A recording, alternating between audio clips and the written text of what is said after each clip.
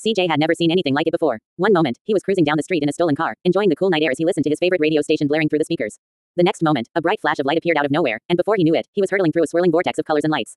As the portal spit him out onto the rocky, mountainous terrain, CJ found himself disoriented and confused. The moonlight cast an eerie glow over the landscape, illuminating the jagged peaks and treacherous cliffs that surrounded him. And then, out of the darkness, a figure emerged. It was Micah, the devilish sociopathic rat from Red Dead Redemption 2.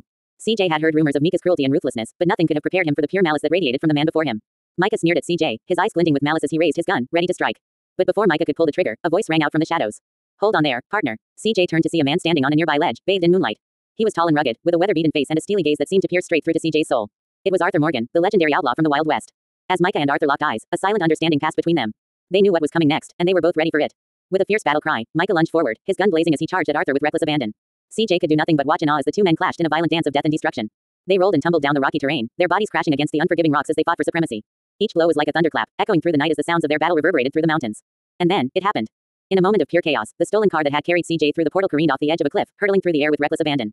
CJ's heart leapt into his throat as he watched in horror, unable to look away as the car plummeted towards the ground below. The impact was deafening. The car landed directly on Micah, its front bumper smashing into his body with bone-crushing force. CJ recoiled in horror, unable to process the violence and destruction that had unfolded before his eyes. Micah lay broken and motionless, a bloody mess of limbs and gore as the car loomed ominously over him. CJ staggered backwards, his mind reeling as he tried to make sense of the chaos that had unfolded before him. And then, without a second thought, he turned and ran.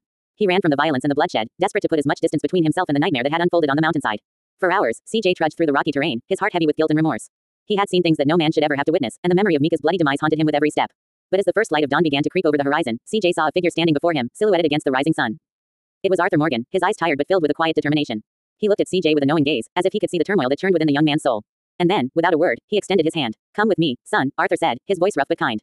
"There's much we need to discuss." CJ hesitated for only a moment before taking Arthur's hand, feeling a sense of calm wash over him as he followed the outlaw into the dawn. And as they walked, side by side, towards an uncertain future, CJ knew that he had found a new ally in this strange and dangerous world. And perhaps, in time, he would find a way to make amends for the sins of the past and forge a new path towards redemption. Together, they set off into the rising sun, leaving behind the chaos and destruction of the night behind them as they embarked on a journey of discovery and self-discovery. And as they walked, the echoes of their battle lingered in the mountain air, a testament to the resilience of the human spirit in the face of darkness and